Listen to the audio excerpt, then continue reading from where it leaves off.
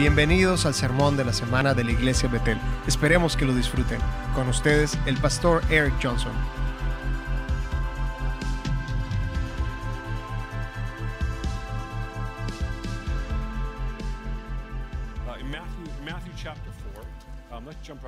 En Mateo 4 vamos a entrar directamente, vamos a empezar en el verso 18.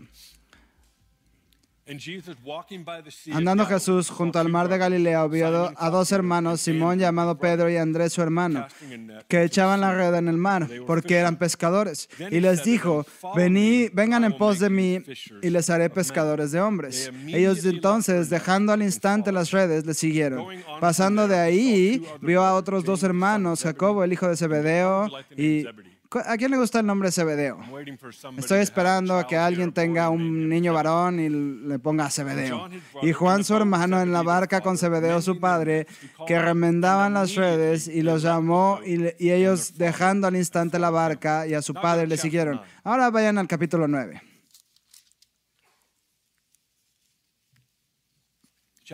En el capítulo 9, verso 9.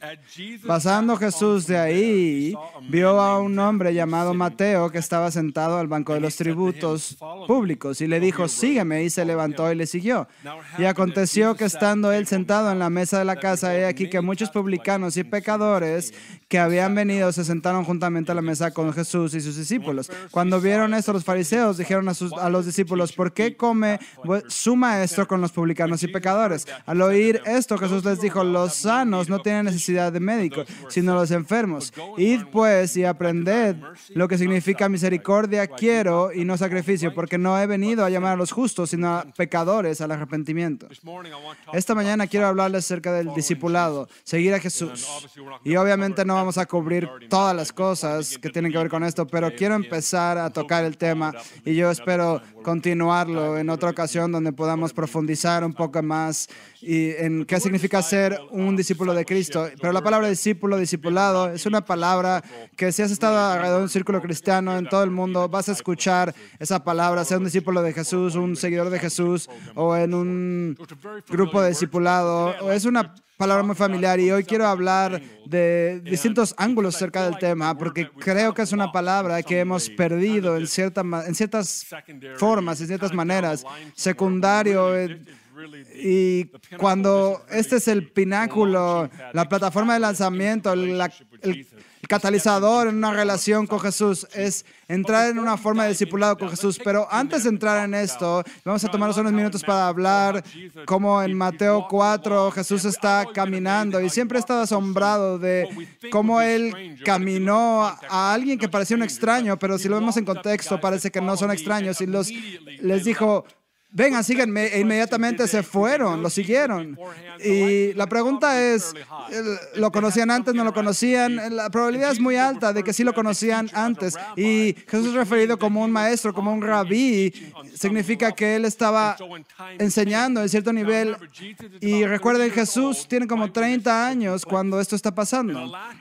Y lo último que oímos de Él es alrededor de los 12 años.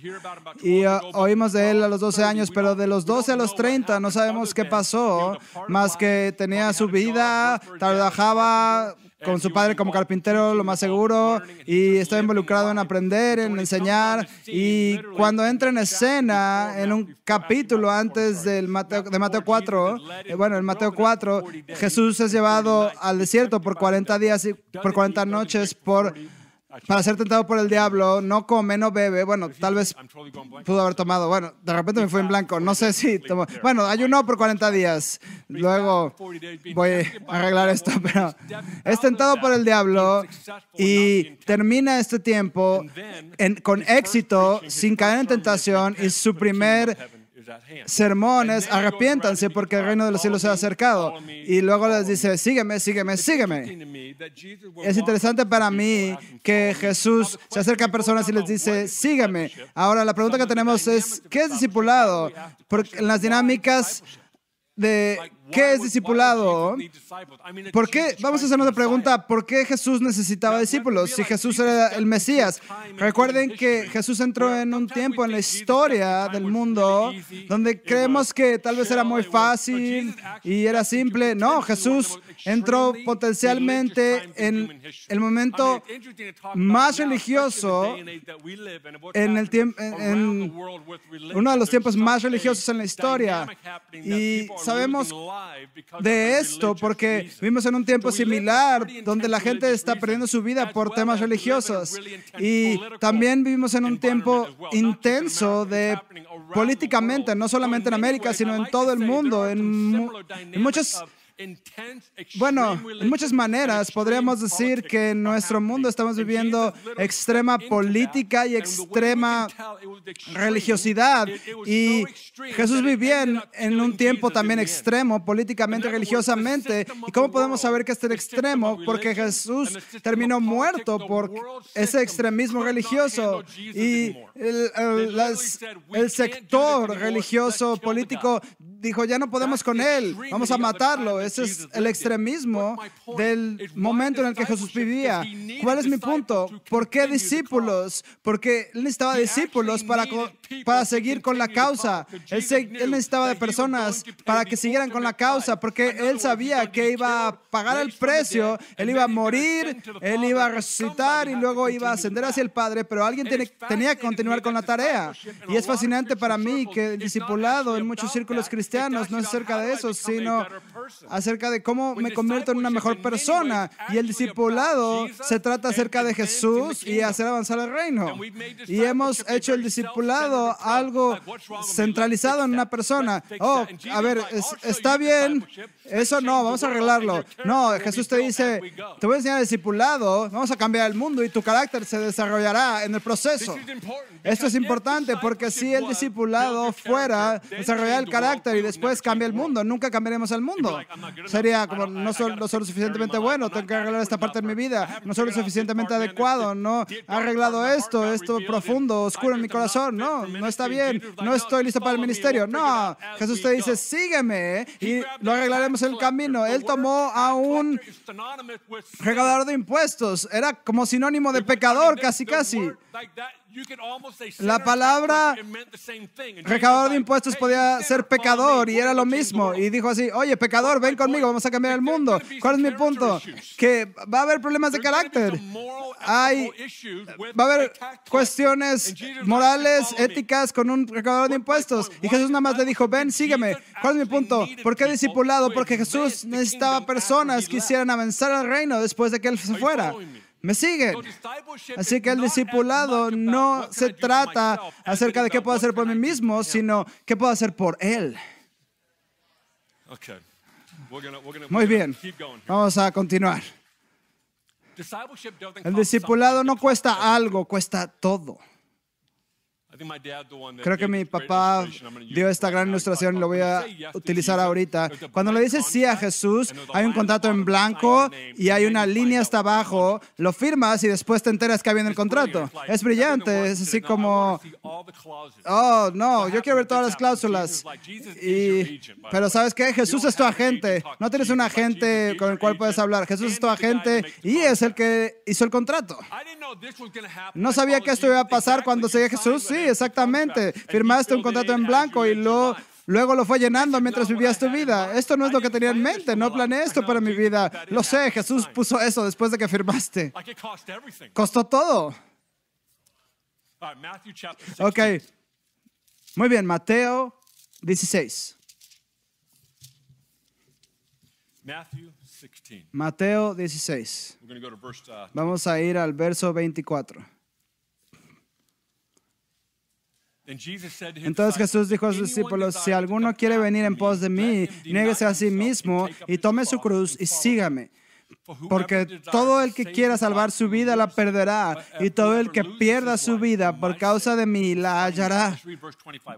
Vamos a leer el verso 25 otra vez. Porque todo el que quiera salvar su vida la perderá, y todo el que quiera perder su vida por causa de mí la hallará. Porque ¿qué aprovechará el hombre si ganare todo el mundo y perdiere su alma? ¿O qué recompensa dará el hombre por su alma? Porque el Hijo del Hombre vendrá en la gloria de su Padre con sus ángeles y entonces pagará a cada uno conforme a sus obras.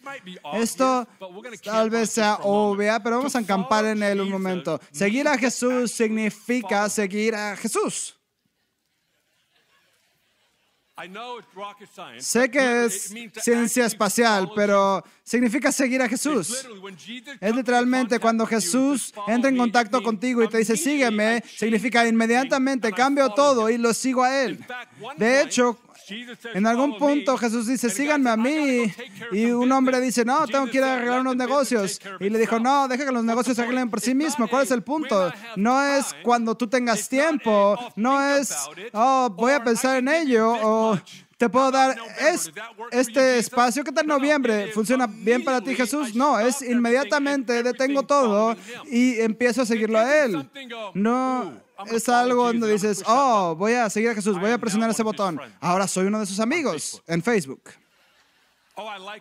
Me gustan sus fotos. Sí. Eso no significa nada. Eso quiere decir que estás impulsando su vida. Jesús. Eso es un gran post, una gran publicación, pero no estás en las fotos. Seguir a Jesús es que tú estés en la publicación, tú estés en tus fotos. Sé que mucha gente asume esto, pero es asombroso cuántos creyentes dicen, sí Jesús, pero realmente no lo están siguiendo. A territorios desconocidos, lo están impulsando, les decimos al mundo acerca de Él, pero no estamos detrás de Él diciendo, a donde Él vaya yo voy, lo que Él diga, yo digo. No estamos en esa modalidad donde decimos, cuando sea conveniente, cuando tenga tiempo. Es muy fácil presionar un botón, pero no decir, yo le doy todo a Él. Cuando Jesús dice, sígueme, entonces hay que seguirlo. De verdad, ir detrás de Él y seguirlo por un tiempo, por el resto de tu vida. Quiero retarlos en esta época donde podemos seguir a alguien con presionar un botón. No, lo que debemos hacer es seguirlo a Él con todo nuestro corazón y es territorio desconocido. Una de las cosas del discipulado es que tienes que empezar a aprender a escuchar con tu corazón y no con tu cabeza. Y ese es uno de los retos, especialmente en nuestra cultura, porque la gente dice, no sé si esto es bueno, no sé si esto sirve. Y hay un momento en la vida de Jesús en donde Jesús enseña una de las enseñanzas más ofensivas, la predicación más ofensiva que he escuchado, y es muy corta, pero Él dice, si realmente quieres seguirme, come mi carne y bebe mi sangre. Punto. Eso es todo. Es muy fácil para nosotros leer eso. Sí, está hablando de la Santa Cena y su cuerpo representa esto y el vino, el jugo representa esto. Pero recuerden, no tienen contexto para esto. Todo lo que tenían era canibalismo. Y había una multitud. No era el punto en el cual Jesús estaba empezando su ministerio. No, era cuando ya era grande y famoso. Creo que se levantó esa mañana y dijo, quiero saber quiénes realmente me están siguiendo. Y dijo, oigan, si quieren seguirme, necesitan comer mi carne y beber mi sangre. Eso es un momento muy interesante en una conferencia. Ese es el momento en la conferencia que te gustaría no haber tenido. Y como dice el versículo, las multitudes se fueron y todos se fueron y los únicos que quedaron fueron sus discípulos. Así que los miró y les dijo, se van a ir también. Y me fascina la respuesta de Pedro porque tiene tanto sentido. Dice, no tengo a dónde ir. ¿Qué significa eso?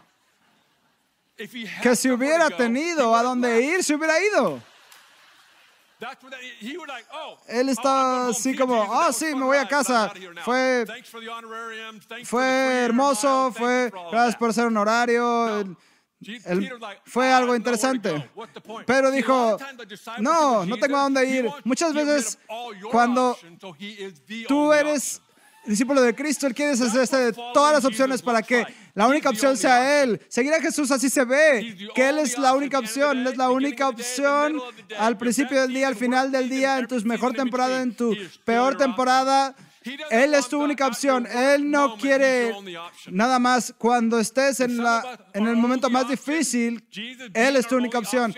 Y muchos de nosotros, Jesús es nuestra única opción en nuestros momentos más difíciles, pero Jesús debería ser nuestra única opción en nuestros mejores momentos. Esto es, le doy todo a Jesús, me entrego a Él, así que necesitas aprender a escuchar con tu corazón. Pedro dice, no tengo a dónde ir, pero después dice, lo único que sé es esto, es que cada vez que tú hablas hay vida. Es todo lo que sé. No tengo entendimiento aquí en mi cabeza. Es ofensivo aquí, pero algo sale como que una guitarra está siendo tocada, un tambor está siendo golpeado, hay agua, hay vida. Es ofensivo, pero se siente bien. Como discípulo necesitas aprender a escuchar con tu corazón, muchas veces, sino más veces que con tu cabeza. Es decir, no entiendo eso con mi cabeza, pero hay vida ahí, hay vida ahí. ¿Cuántos han estado en una situación, en cualquier contexto, en donde hay mucha gente y Dios está haciendo algo sobre una persona que los ofende? Todos deberían levantar su mano y muchas veces yo he dicho, ese no puede ser Dios. De hecho, ese no es Dios. Y luego hablas con la persona al final y tuvo el encuentro más maravilloso con el Señor. Ahora, ¿qué es lo que hacemos ahora cuando algo pasa? Lo que yo hago ahora solo cierro los ojos y trato de enfocarme en Dios y mi mente está hablando así sin cesar. Este no es Dios, este no es Dios, este es el diablo. Pero cuando cierras los ojos y hablas con Dios en el Espíritu, entonces entiendes que viene de Dios. Muchas veces la mente no puede comprender. Nuestra mente funciona. Si tienes una experiencia piedra, entonces, sí, lo entiendo, pues porque lo he visto antes. Entonces, ahora sé que es normal. No, lo hemos visto por... Pero ahorita vemos muchas cosas locas, pero hace 20 años veíamos cosas y decíamos, no sabemos qué hacer. Y hace unos 20 años tuvimos una conferencia en donde vinieron varias personas y vino Kevin Frostberg, Wesley y Stacy Campbell y traje una amiga de la universidad. Y esa amiga, estábamos ahí en la reunión y de repente Dios la tocó, Dios la aplastó, de hecho la desplomó. Y no estaba gritando ni llorando, estaba chillando, ¿saben ese chillido que duele? Era uno de esos y se sentía oscuro y malvado. Bueno, se oía oscuro y malvado. Parecía que estaba endemoniada y yo dije, oh no, está endemoniada y es una amiga de la Universidad Bíblica. Y hace muchos años no sabíamos qué hacer y dijimos, bueno, vamos a dejar que pase y después vemos qué onda o qué pasa. Y era mi amiga, así que yo estaba como un poco avergonzado y un poco preocupado. Ella está chillando y gritando por muchos minutos y mi mamá y mi papá voltearon a ver así como, ¿qué está pasando? Y recuerdo que caminé hacia ella y le pregunté, oye, ¿esto es bueno? Y me dijo, oh, sí, es tan bueno. Y siguió chillando. Y hubo un cambio en su corazón, algo que alteró su vida de tal manera. Y tenemos que entender que debemos escuchar con el corazón y decir, no lo entiendo, pero Dios, si esto es tuyo, lo acepto. Así que escuchemos con el corazón. Vamos a Mateo 18. En el verso 1. En aquel tiempo los discípulos vinieron a Jesús diciendo, ¿quién es el mayor en el reino de los cielos? Vamos a detenernos aquí. Me fascina este versículo porque está segmentado o puesto en otras instancias sobre la conversación de quién es el mayor. Surge. Vamos a leer esto más adelante, pero hay otra parte en el Evangelio donde los discípulos están discutiendo sobre quién es el mayor. En otras palabras, no fueron a Jesús, sino que Jesús llegó y dijo, ¿de qué están hablando? Oh, ¿de quién es el mayor? Y por lo menos hubo 2 veces en los evangelios donde hablaban acerca de quién es el mayor. Y yo soy hombre, así que no puedo hablar en lugar de las mujeres, pero hay algo en mí como hombre que tengo un deseo de decir, ¿cómo gano? ¿Dónde está la línea de meta? Quiero llegar ahí primero. La última semana, el último fin de semana, tuvimos un retiro aquí, un campamento familiar, y a mí me fascina jugar, pero no solamente jugar, sino ganar. Me gusta la competencia, es divertido competir. Y mientras yo dé lo mejor, estoy bien. Así que este fin de semana, Jason Ballaton y yo formamos un muy buen equipo de agujero de maíz. Si no sabes qué es el juego agujero de maíz, es uno de los juegos más bobos cuando no los juegas. Dices, ¿cuál es el punto de este juego? Estás tomando mazorcas y aventándolos 27 pies adelante para meterlos en el agujero. ¿Cómo sé que son 27 pies? Porque hay varias reglas y las leí. Y el hoyo tiene que estar, el agujero tiene que ser de cierto diámetro. ¿Cuántos han jugado agujero de maíz? Oh, se pierden de tantas cosas. Así que estamos en el campamento familiar y tiene varios amigos que lo habían jugado, pero después aprendí las reglas y dije, ok. Y Jason y yo hicimos este equipo que era invencible, básicamente. Y yo, cuando me fui a dormir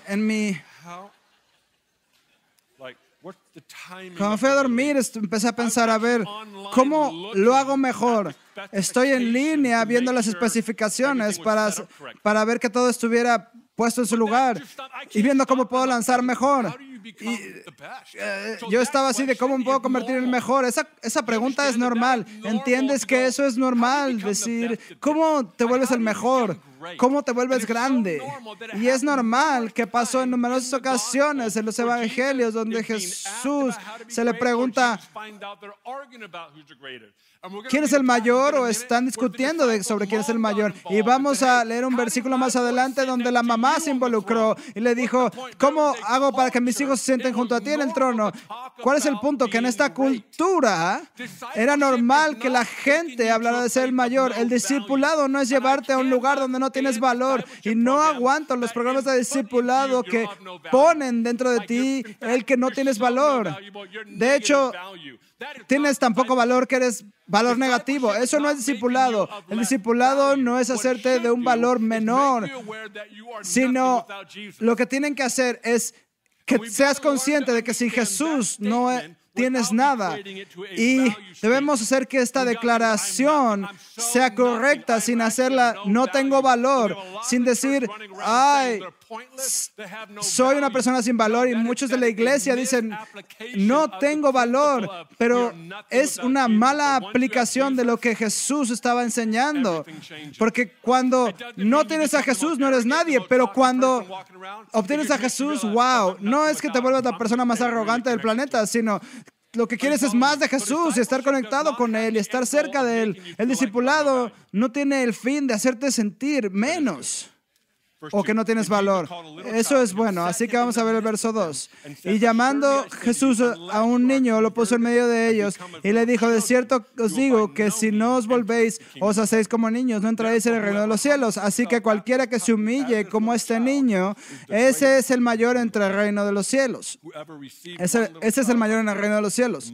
Y cualquiera que reciba en mi nombre a un niño como este, a mí me recibe. Lo que me fascina es que Jesús les dice una forma de ser grande. El discipulado debe tener una avenida hacia ser grande. Si el discipulado es seguir a Jesús, entonces debe haber algo en mí que diga, quiero ser grandioso. Tengo este deseo de sorprender a mi esposa y impresionar a mi esposa.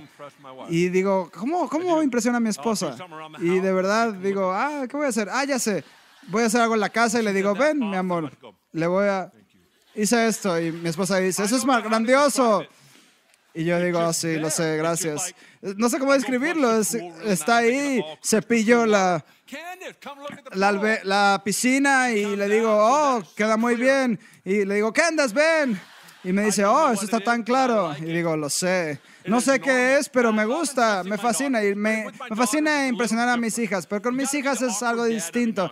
Tienes que ser el papá raro que hace malas bromas, donde avergüenza un poco a sus hijos, pero un par de días después dicen, papá, te amo. Lo sé. Pero hay algo dentro de cualquier ser humano que dice, quiero ser grande, quiero ser grandioso. Y Jesús te dice, ¿quieres ser grande? Sé como un niño y así serás el mayor. Muy bien, vamos a Mateo 20. No vamos a leer todo el pasaje por el tiempo, pero entre el verso 20 y 28 hay otra conversación donde Jesús habla con la mamá de un par de los discípulos y la mamá les dice, quiero que mis hijos se sienten junto a ti en el trono. Y Jesús le dice, no, esa no es decisión mía, sino la del Padre. Lo que es fascinante es que el proceso de pensamiento de la gente es que Jesús iba a tomar un trono físico en lo natural. Y sabemos que Jesús iba a un trono celestial, pero en lo natural había esta creencia o esta campaña diciendo Jesús va a ser el siguiente presidente o el siguiente rey. Y tenemos una campaña política y hay momentos en el proceso hacia la cruz donde la gente decía, oh sí, la campaña, estamos bien, las elecciones van a ser mañana, mira, están poniendo las palmas cuando él está entrando, vamos a la Casa Blanca. Y ellos están tratando de llevar a Jesús al trono. Jesús los está llevando a algo distinto que es el servir. Así que Jesús interactúa con la madre y le dicen, oye, no es mi decisión, sino la decisión de mi Padre, pero la pregunta aquí es, ¿puedes soportar la copa? ¿Puedes soportar la copa de lo que significa seguirme a mí? Y luego llegamos al verso 26, más entre vosotros no será así, sino que el que quiera hacerse grande entre vosotros será vuestro servidor, y el que quiera ser primero entre vosotros será vuestro siervo. Como el Hijo del Hombre no vino para ser servido, sino para servir y para dar su vida en rescate por muchos. Uno de los bloques fundamentales, los cimientos, se llama servir.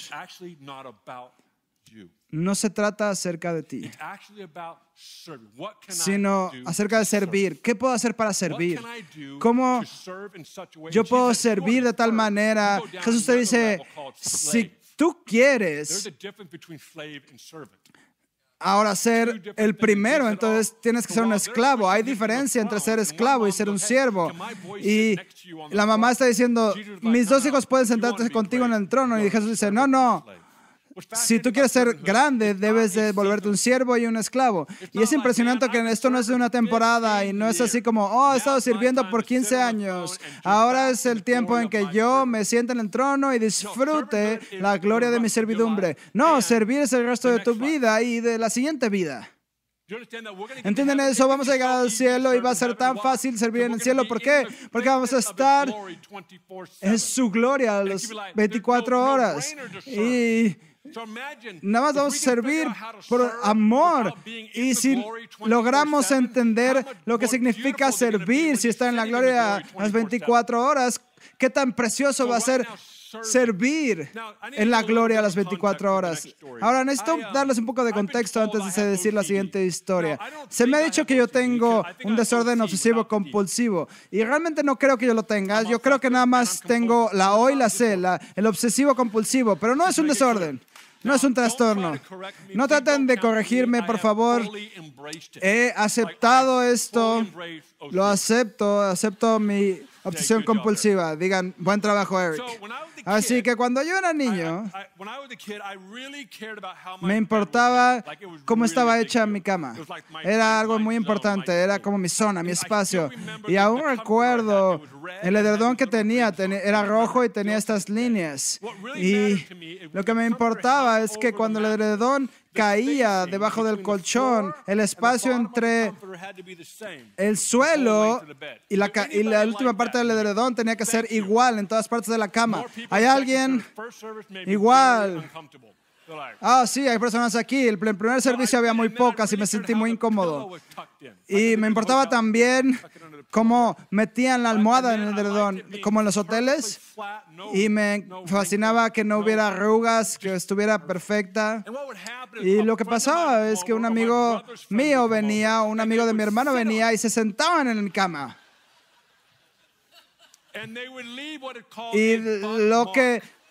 Y dejaban lo que solo puede llamarse una marca de trasero. No puedes sentarte en la cama, siéntate en el suelo. No puedes sentarte en la cama. Te estoy diciendo esto porque les voy a decir lo que pasa después para darle un contexto de cómo yo era. En ciertas maneras, aún lo soy, pero no estoy pidiendo una disculpa por esto.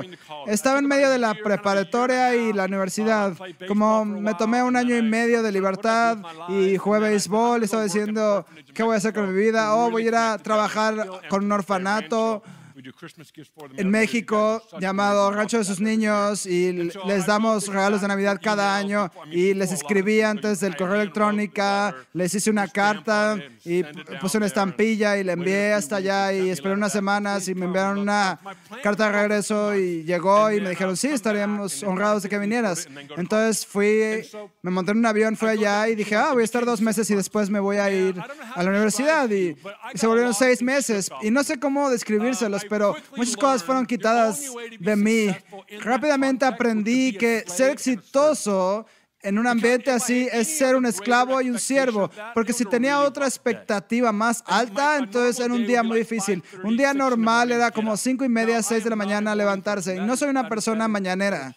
Es muy difícil para mí levantarme, especialmente como un joven de 18, 19 años. Así que me estoy levantando a las 5:30, Steve Horner y su esposa Kathy, y Steve y Jimmy, que es un amigo mío muy cercano, y nos levantábamos y tomábamos café juntos, y ahí empecé a tomar café. Era Folgers.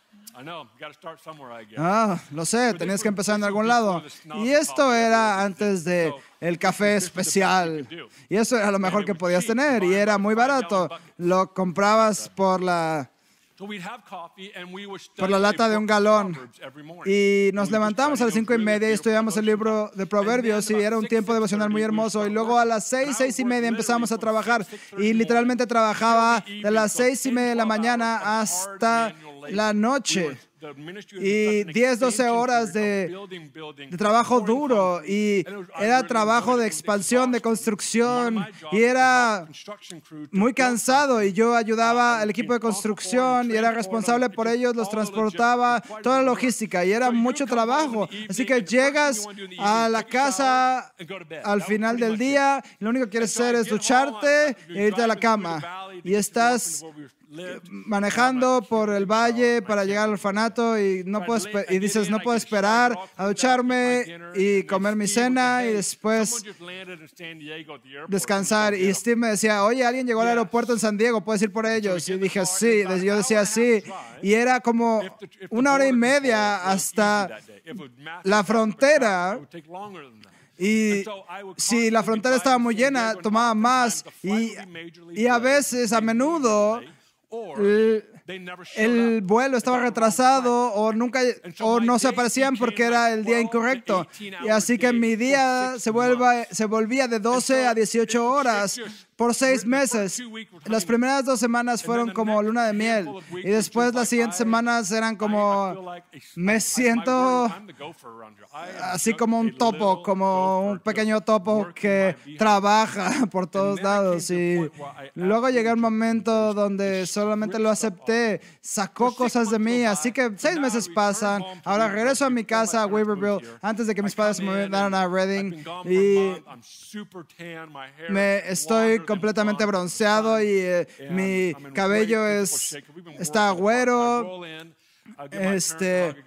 y le abrazo a mi hermana, a mi hermano, a mis padres y me dan la bienvenida. Y antes de irme, mis padres me habían comprado una camioneta, una camioneta pick-up de 1976 de Toyota. Era roja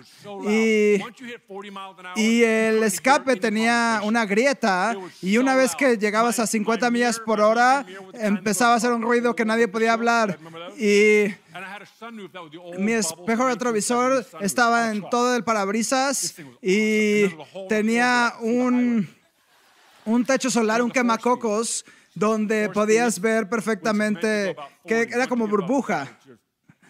Y cuando llegabas a los 40 millas por hora, entonces empezaba a temblar. Y mi hermano utilizó esta camioneta mientras yo estaba afuera. Y llegué a mi casa y abracé a mis papás y estaba muy emocionado. Pero cuando llegué, noté, las ventanas están chuecas, están torcidas, y luego noté, algo le pasa al techo solar, está como alzado. Y dije, bueno, ya saludé a mi familia, ahora voy a saludar a mi camioneta. Y cuando llegué a la camioneta, ya no funcionaban las ventanas, ya no podían moverse y no subían ni bajaban, estaban torcidas, y la palanca para el techo solar ya no funcionaba, y mi hermano utilizó mi camioneta y obviamente no cuidó bien de él, y yo poco sabía. Bueno, yo no estaba atento a esto, pero mi papá estaba viendo lo que yo estaba haciendo desde la ventana de la casa. Y recuerden la historia de la cama, ¿ok? Y yo entré, vi la camioneta, regresé a la casa y estaba imperturbable. Y mi camioneta estaba destruida, estaba rota completamente. Y mi papá se paró ahí y me vio y me dijo, wow, has cambiado. Estas fueron las palabras exactas. ¿Cuál es el punto? Algo cambió en mí cuando me volví un esclavo y un siervo. Mi sistema de valores fue corregido. Así que mientras hay un deseo para llegar al trono, Dios dice, no, necesitas volverte un esclavo. Ahí está la grandeza, ahí está el discipulado, es en servir. Hay algo acerca de servir. Y les reto, si eres parte de una familia, si eres parte de esta casa, tengo 2 minutos y 20 segundos. Cuando eres parte de una familia, normalmente no dices, ¿qué puede hacer mi familia por mí? Como hoy, yo voy a irme a mi casa como a las 3 de la tarde después del tercer servicio, y no voy a entrar a la casa y voy a decirle, oye, ¿qué andas? Hazme el almuerzo, y sentarme en la mesa. 20 minutos pasan porque ella nunca respondería a mi demanda, porque ella es muy inteligente, porque ella tiene demasiado respeto para sí misma para dejar que yo la mande. Ella no me sirvió el almuerzo, voy a dejar que todo el mundo sepa. Me voy a mi computadora en Facebook y publicamos nuestra queja acerca de alguien que no nos sirvió. Cuando eres parte de una familia, no es la aproximación que tomas, ¿no? Te acercas a la familia como, ¿qué puedes hacer por mí? Cuando eres parte de una familia, tu primer modo de operación es, ¿cómo puedo servir? ¿Dónde está mi espacio? La semana pasada vimos un video increíble de acerca de gente que servía en nuestra iglesia, y tuvimos a Sam. No sé si conocen a Sam, pero él es nuestro director del estacionamiento los domingos. Este hombre baila mientras está dirigiendo el tráfico, y cuando su cara apareció en la pantalla, todos dijeron, sí, yeah, porque hizo algo aburrido fuera divertido. Y él baila y yo le digo, oye, cuidado, te van a pegar, los coches están pasando. Y él usa las banderas y ni siquiera sabes a dónde ir la mayor parte del tiempo, y todo es bueno. ¿Por qué? ¿Por qué es bueno? ¿Por qué lo amamos? ¿Por qué amamos que él esté ahí? Manténganlo ahí. Él hace que todo el lugar sea feliz porque tomó un trabajo en un clima de 40 grados centígrados con un chaleco fluorescente naranja. hizo que nosotros digamos, ahora quiero ser un director de estacionamiento. ¿Por qué? Porque hizo algo aburrido, algo hermoso. Porque el servir no es para que las personas me noten o cómo me va a llevar esto acá. Jesús no te dice, oh, si haces esto va a ser prohibido. No, solo ve a servir. Es potencialmente mejor si nadie te ve sirviendo. Porque hay solamente una persona que te debe importar que te vea, y ese es el Padre. Y no pude hablar de todo, pero termino con esto. La grandeza y el discipulado es servir. El discipulado es mucho más acerca de servirlo a Él y hacer avanzar al reino. ¿Por qué no se levantan conmigo?